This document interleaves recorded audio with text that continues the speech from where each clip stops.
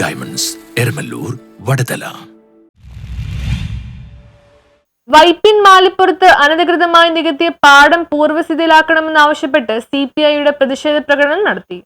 വൈപ്പിൻ എളക്കുന്നപ്പുഴ വില്ലേജിൽ മാലിപ്പുറം ബീച്ച് റോഡിൽ നിർദ്ദിഷ്ട തീരദേശ ഹൈവേയോട് ചേർന്ന് അനധികൃതമായി നികത്തിയ പൊക്കാളിപ്പാടം പൂർവ്വസ്ഥിതിയിലാക്കണമെന്നാവശ്യപ്പെട്ടും റവന്യൂ രേഖകളിലെ തെറ്റുതിരുത്തി നിലമാക്കി മാറ്റുന്നതിന് മുൻകൈയെടുത്ത റവന്യൂ മന്ത്രി K. രാജന് അഭിവാദ്യങ്ങൾ അർപ്പിച്ചും CPI പ്രവർത്തകർ മാലിപ്പുറത്ത് പ്രകടനം നടത്തി.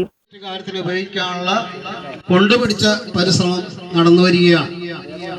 ഇത് 2008 നെൽവയർ തണ്ണീർത്തട നിയമത്തിനും 1980 എൻവയൺമെന്റ് പ്രൊട്ടക്ഷൻ ആക്റ്റും അതുപോലെ തന്നെ 1990 കോസ്റ്റൽ സോൺ റെഗുലേഷൻ മാനേജ്മെന്റ് നിയമത്തിനും എതിരായിട്ടാണ്.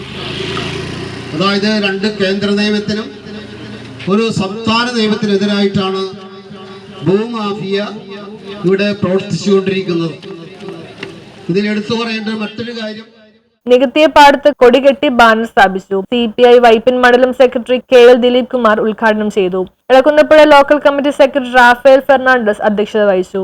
ജില്ലാ കൗൺസിൽ അംഗം അഡ്വക്കേറ്റ് NK ബാബു, കിസാൻ സഭ വൈപ്പിൻ മണ്ഡലം സെക്രട്ടറി PS ഷാജി, മത്സ്യത്തൊഴിലാളി ഫെഡറേഷൻ ജില്ലാ പ്രസിഡന്റ് PJ കുസൻ തുടങ്ങിയവർ പ്രസംഗിച്ചു. നികത്തിയ നിലം പൂർവ്വസ്ഥിതിയിലാക്കും വരെ സമരവും നിയമ പോരാട്ടവും തുടരുമെന്ന് പ്രഖ്യാപിച്ചു.